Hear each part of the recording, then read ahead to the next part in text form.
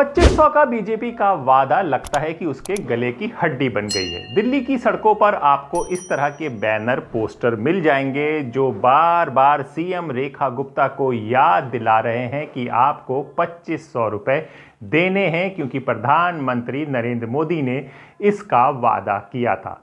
तो क्या ये 2500 रुपए, 300 यूनिट फ्री बिजली, बस यात्रा, इन सबको दिल्ली वालों को मिलेगी या ये सिर्फ बातें रह जाएंगी? भारतीय जनता पार्टी के सारे विधायकों, सारे मंत्रियों की बात का एक ही सार है, उनको बस आम आदमी पार्टी को, अरविंद केजरीवाल जी को गाली देनी है और कुछ नहीं करना। नमस्कार, मेरा नाम हैदर अब्बास नकवी है और आप लोग मुझको इस वक्त द स्वतंत्र पर देख रहे हैं। जी हां, आज की कहानी है दिल्ली की विडंबना की, केजरीवाल की विपाशना की और सीएम रेखा गुप्ता की सोच की। क्या करें अगर वो करें भी तो क्या? यह सवाल दिल्ली वालों के दिलों को झकझोर रहा है। जी हां, केजरीवाल का पंजाब चले जाना और दिल्ली की विडंबना को समझिए जरा। दिल्ली चुनाव हारने के बाद भी केजरीवाल बीजेपी को सता रहे हैं। जनता का जो भी निर्णय है, जनता का जो भी फैसला है, उसे हम पूरी विनम्रता के साथ स्वीकार करते हैं। जनता का निर्णय सर माथे पर। मैं भारतीय जनता पार्टी को इस जीत के लिए बहुत बहुत बधाई देता हूं और मैं उम्मीद करता हूं कि जिस उम्मीद के साथ और जिस आशा के साथ लोगों ने उनको बहुमत दिया है, वो उन सभी उम्मीदों और आशाओं पे पूरा उतरेंगे। खुद पंजाब में शांति की विपाशना में चले गए, लेकिन दिल्ली को विडंबना में छोड़ गए। सिर्फ 2.5% वोटों के अंतर से बीजेपी सत्ता में आ गई। कहीं दिल्ली वालों ने कोई बड़ी गलती तो नहीं कर दी, ऐसा अब दिल्ली वाले सोच रहे हैं और उनके सोचने की कई वजह हैं। चुनाव में केजरीवाल ने अपनी पिच पर बीजेपी को लड़वाया। याद है आपको वो गुस्सा? जब केजरीवाल एक बयान देते थे तो पूरी बीजेपी उसका जवाब देने में लग जाती थी। मैं बीजेपी वालों को कहना चाहता हूं, मैं जादूगर हूं। आपको लॉलीपॉप देना है। देश और दिल्ली की जनता सिर्फ मोदी की गारंटी पर भरोसा करती है। बेटियों का, बहनों का, माताओं का सम्मान मोदी की गारंटी पूरा करती है। केजरीवाल की रेवड़ी बांटने वाले वादों में बीजेपी खुद फंस गई। प्रधानमंत्री मोदी को दिल्ली की एक रैली में कहना पड़ा 2500 रुपए मिलेंगे, 300 यूनिट बिजली मिलेगी, सब कुछ मुफ्त मिलेगा और जो योजनाएं चलती आ रही हैं वो उसी तरह चलती रहेंगी। 8 मार्च तक दिल्ली की बहनों के खाते में 2,500 रुपया पहुंचना शुरू हो जाएगा। जैसे कि 2100 की जगह बीजेपी 2500 रुपए देगी, 200 यूनिट की जगह 300 यूनिट बिजली मुफ्त देगी। केजरीवाल की सारी योजनाएं जिससे दिल्ली वालों को लाभ मिल रहा है वो उसी तरह बदस्तूर जारी रहेंगी। दिल्ली वालों को यह बात सही लगी और उसने बीजेपी को 48 सीटें देकर दिल्ली का सिंहासन सौंप दिया और यहीं से एक नई कहानी शुरू हुई। मैंने हर दिल्ली वासी के नाम एक पत्र भेजा और आप सबने हर परिवार में मेरा एक पत्र पहुंचाया था और मैंने दिल्ली से प्रार्थना की थी कि 21वीं सदी में भाजपा को सेवा का अवसर दीजिए, दिल्ली को विकसित भारत की विकसित राजधानी बनाने के लिए भाजपा को मौका दी। और इस बात का अंदाजा कि भाजपा जीत जाएगी ये बीजेपी के लोगों को भी नहीं था। इसके पीछे भी एक कारण है। जी हां, केजरीवाल ने एक कैंपेन चलाया था, आपको याद होगा, आपका सीएम केजरीवाल, और दूसरी तरफ एक क्वेश्चन मार्क बना हुआ था कि दूसरी तरफ कौन। बीजेपी ये तय नहीं कर पाई थी कि वो जीत भी सकती है और उसका कोई सीएम भी बन सकता है।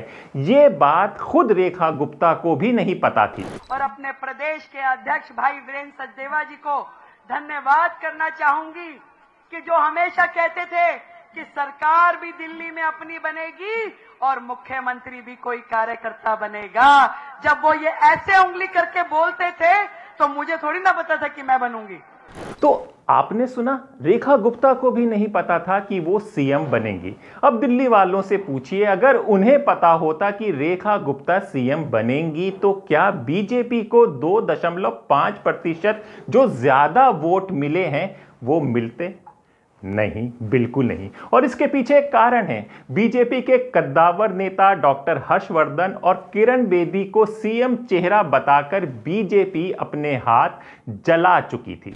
तो चलिए, ये तो सब पुरानी बातें हो गई। अब दिल्ली में ट्रिपल इंजन की सरकार है। जी हां, हम ट्रिपल इंजन क्यों कह रहे हैं? एक तो केंद्र में है, राज्य में है और तीसरे एलजी साहब हैं। और एलजी साहब ने ही केजरीवाल सरकार से दिल्ली को बचाया है। ये हम नहीं कह रहे, ये दिल्ली की सीएम साहिबा ही कह रही हैं।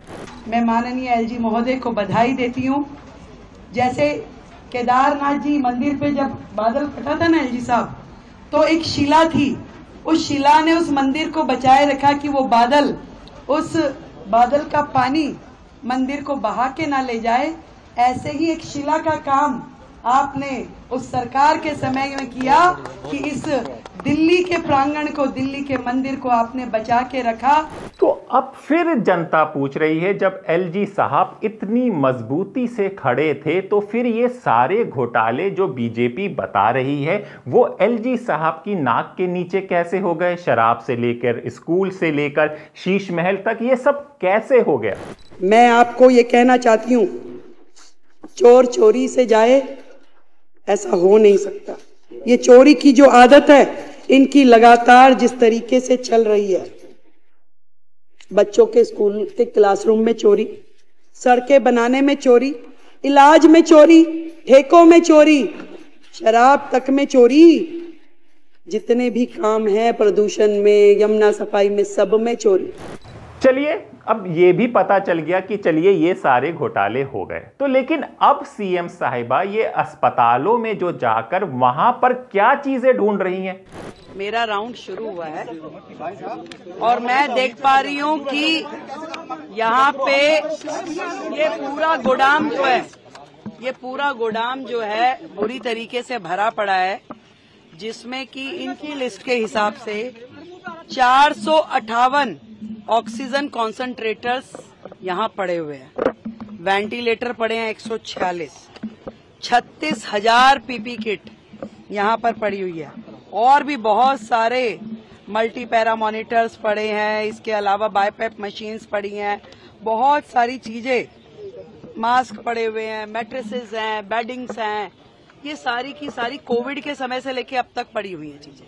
और ये एक अस्पताल का मैटर नहीं है, ये हर अस्पताल के गोदाम ऐसे ही भरे पड़े हैं, जो कल मैंने हाउस में बोला था।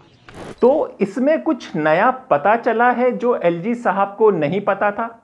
फिर वही सवाल उठता है, केजरीवाल तो विपासना में चले गए, दिल्ली विडंबना में छूट गई और दिल्ली की सीएम रेखा गुप्ता जी करें तो क्या करें? इसलिए अब सीएम रेखा गुप्ता एक नई पहल लेकर आई हैं। 5 मार्च को लगभग 5,000 महिलाओं से विचार विमर्श करेंगे। जो अलग अलग वर्ग दिल्ली में हैं, जितने महिला संगठन हैं, उन महिला संगठनों से संवाद करने के लिए हमने 5 मार्च को इसी विधानसभा परिसर में दिल्ली के अलग अलग कोने से महिला संगठनों को आमंत्रित किया है, ताकि उनके सुझाव विकसित दिल्ली बजट में शामिल हो सके।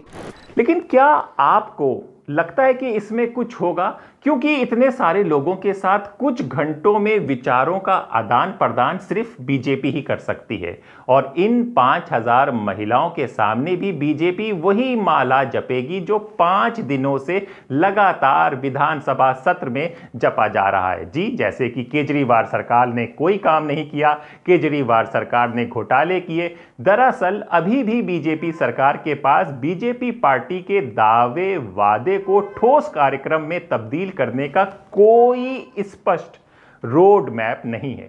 इसलिए ये अपना गियर नहीं बदल पा रहे और इसलिए बार बार सवाल उठता है कि सीएम रेखा गुप्ता करें तो क्या करें। जी हां, 24-26 मार्च को पेश होने वाला बीजेपी सरकार का पहला बजट दिल्ली वालों के लिए आने वाले कल की उम्मीद नहीं बल्कि बीते हुए कल का रोना पीटना ही होगा। इसलिए उम्मीद कम लग रही है कि दिल्ली को कुछ नया मिलेगा। उल्टा डर है कि 2500 रुपए के साथ बिजली और बस सेवा भी खत्म ना हो जाए। मोदी जी ने गारंटी दी थी दिल्ली की महिलाओं को कि 8 मार्च को पहली किश्त आएगी।